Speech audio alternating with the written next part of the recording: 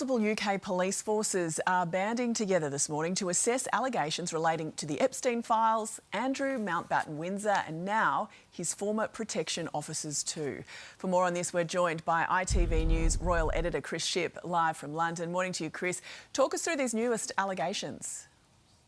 Yeah, good morning to you. We've got lots of various police forces in different parts of the country now looking into the new information which has come to light in these files that the US released a couple of weeks ago. These are not criminal investigations. We should be clear on that. They are just those initial inquiries that police are making. Now, a lot of them relate to specific airports. For example, Stansted Airport is covered by the Essex Police Force, Luton Airport by Bedfordshire, and Birmingham Airport by West Midlands Police. So they're all looking into how certain private jets flown by Epstein went into and out of those airports.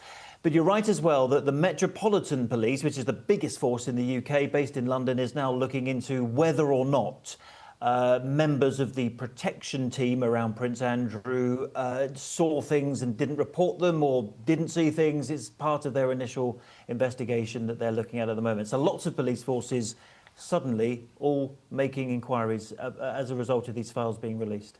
It's not looking good for Andrew.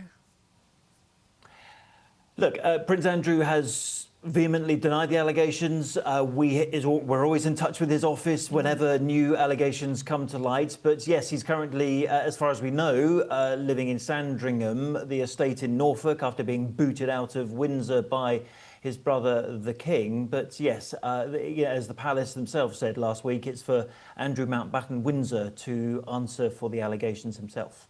Yeah, they're really cutting him loose on this one. There are also claims that Andrew forwarded confidential government reports to Epstein. What more can you tell us about that? Yes, so there was a period of time when Prince Andrew, as he was a trade envoy for the UK. So basically going around supporting business and trade efforts.